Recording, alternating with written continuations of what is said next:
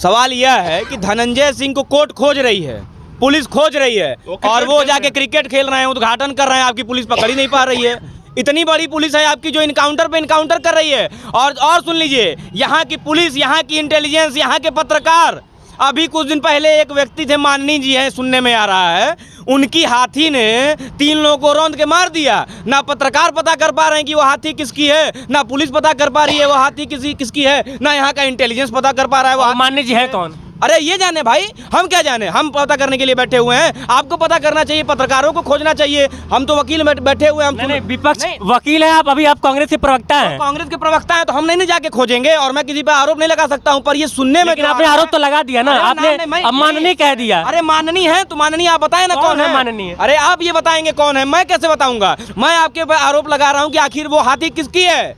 अरे भाई नाम नहीं, मैं आपसे कह रहा हूँ हाथी आप पाल सकते हैं, मेरी तो औकात नहीं है, तो कोई माननी ही हाथी पाला होगा। और अगर हाथी वो पाला है और उसकी हाथी से 3 लोग मर रहे हैं, तो पुलिस का काम नहीं है उसको पता लगाना किसकी हाथी है। मेरा काम है, मैं जाके पता लगाऊं वो हाथी किसकी है। सवाल ले लेते हैं सुंदर जी। नहीं, जवाब ले लीजिए पहले। नहीं, उनसे पूछ लूंगा।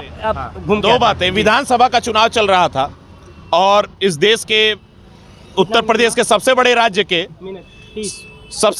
के मुख्यमंत्री जी से सवाल एक महिला पत्रकार ने किया कि क्या आपको ऐसा है, तो उन्होंने कहा मुझे कोई इसमें वो नहीं है, दुरेज नहीं है कि अगर मैं, गर्व की बात है कि मैं किसी धर्म से, किसी जाति विशेष से सम्मान करता हूं।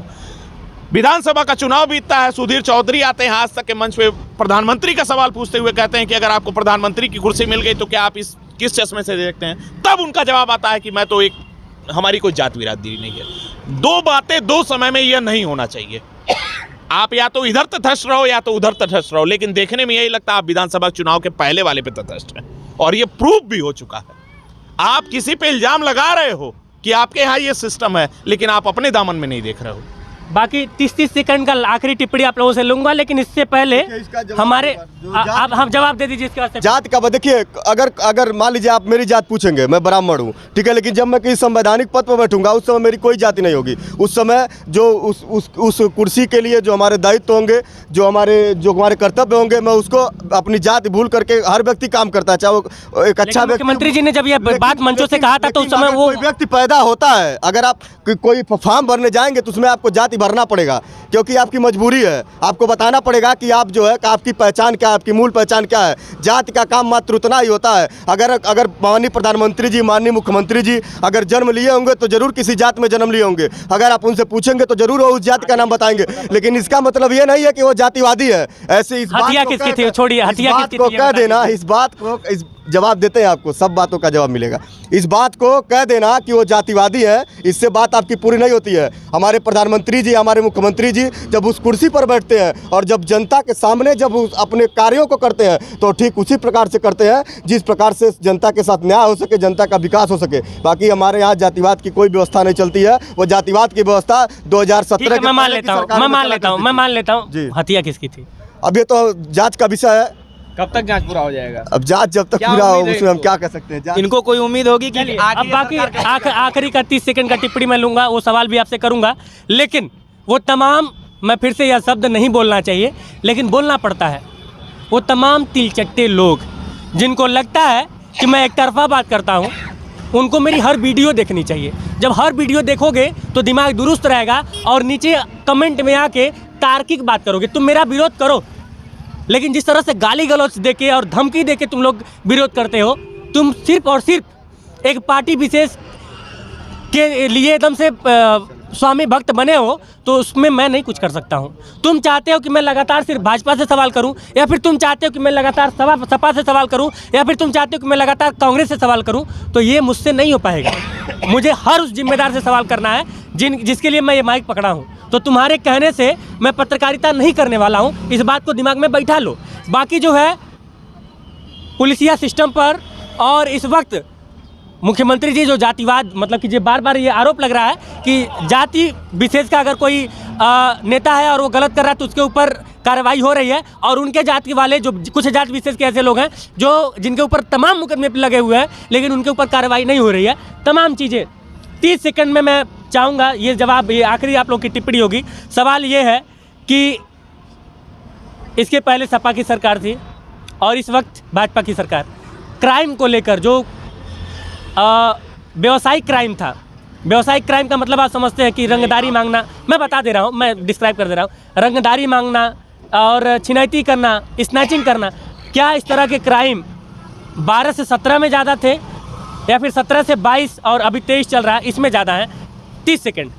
एनसीआरबी का डाटा हर पढ़ा लिखा व्यक्ति खोल के देखे, उसको स्पष्ट हो जाएगा। हो सकता है मैं समाजवादी पार्टी के तरफ से पक्ष रख रहा हूं तो आपको मेरी बात हजम ना हो, लेकिन फिर भी बोल दीजिए। आप स्वयं गूगल पे जाएं, एनसीआरबी का डाटा देखें। The highest crime rate in the source by detail of the NCRB is mentioned by the Uttar Pradesh government. Inverted comma में एनसीआरबी का डाटा कहता है कि उत्तर प्रदेश में सर्वाधिक क्राइम रिकॉर्ड है। 12 से 17, 17 से टिल नाउ क्या कहेंगे? कौन सपा में आप लोग ज़्यादा सुकून से थे? क्योंकि आपकी पार्टी की सरकार लंबे समय से नहीं है, तो मैं आपके ऊपर कोई आरोप नहीं लगाऊंगा, बचे हुए आप, बहुत अच्छी बात है। हालांकि 24 में सवाल पूछा जाएगा आपसे 24 के चुनाव को लेकर, लेकिन अभी उत्तर प्रदेश की बात हो रही है। 30 सेकेंड। देखिए, सवाल आपका था कि उस समय ज़्यादा है कि अभी ज़्यादा है। ज़्यादा तो उस समय था, पर इस समय बहुत ज़्यादा है। बस मैं यही कहना चाहता हूं। और जब से सरकार आई है, निश्चित रूप से लगातार अपराध बढ़े हैं, कहीं भी किसी प्रकार की कोई लगाम नहीं है। और तो और जो प्राइवेट इंडिविजुअल जो अपराध करते हैं वो तो है ही है, उसके बाद जो पुलिस का जो अपराध है वो 4 गुना अधिक हो गया है और आम जनता का जो अपराध है वो 2 गुना हो गया है। चलिए सर, बता दीजिए। देखिए, अगर ये इस डाटा को आपको जानना है कि किसके सरकार में ज़्यादा था, तो आप इस बात से भी जान सकते हैं कि पहले कैसे जो है एक कमरे में बैठ करके किसी डॉक्टर के पास फ़ोन आता था, कितना रुपए इतना भिजवा दो नहीं तो अगले दिन तुम्हारा पता नहीं चलेगा। वो फ़ोन कॉल्स अब आते हैं क्या? कभी सुना क्या पेपर में? कभी सुना? पहले क्यों नहीं उद्योग धंधे लग रहे थे उत्तर प्रदेश के सरकार में? पहले क्यों नहीं ऐसे जो है कोई बिजनेस कर ले रहा था? आप इन सब बातों को देखेंगे। पहले क्यों नहीं जो है पूरे समाज के लोग, भयमुक्त समाज का, पहले क्यों नहीं इस 12 बजे रात में इस सड़कों पर लोग घूमते नजर आते थे? इसीलिए नहीं नजर आते थे क्योंकि उस वक्त का डाटा बहुत ज़्यादा था, लोगों को घर से निकलने में भय होता था। अब वो चीज़ें नहीं रह गई हैं। तो आप एक सपा के प्रवक्ता सवाल पूछेंगे तो जाहिर सी बात है वो यही कहेंगे कि इस समय ज़्यादा है। लेकिन आप मैं तो भाजपा के प्रवक्ता से भी पूछ रहा हूं। मुझसे ही मत पूछिए, आप जनता से पूछ लीजिए, आप जनता से पूछ लीजिए। इसीलिए फिर से दोबारा भारतीय जनता पार्टी की सरकार को उसने भेजा है, क्योंकि इनके सरकार में सभी लोग भयमुक्त हैं, सभी लोग अपने रोजगार को कर सकते हैं, सभी लोग खुली सांस, हवा में खुली सांस ले सकते हैं। इसीलिए भारतीय जनता पार्टी की सरकार पर सबका साथ सबका विश्वास है।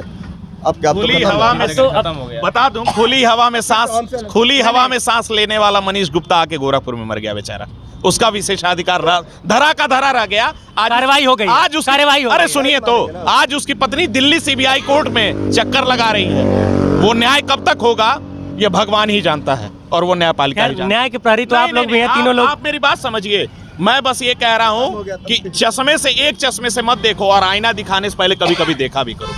चलिए, तो आपने सबको सुना, भाजपा, सपा, कांग्रेस और उम्मीद करूंगा कि बसपा वाले लोग भी जिनको अगर आप मतलब कि लगता हो कि वो अपना पक्ष रख सकते हैं तो सादर आमंत्रित हैं। हमारे ऊपर आप लोग दोष मत देते हैं, लेकिन अपने पता नहीं रहता है। बाकी जो है पुलिसिया सिस्टम को लेकर और उत्तर प्रदेश में क्राइम रेट को लेकर आप लोग क्या सोचते हैं? कमेंट बॉक्स आप लोग के लिए खाली है, कमेंट करके जरूर बताइएगा। मिलते हैं नए वीडियो में किसी नए मुद्दों के साथ, तब तक के लिए नमस्कार, जय हिंद।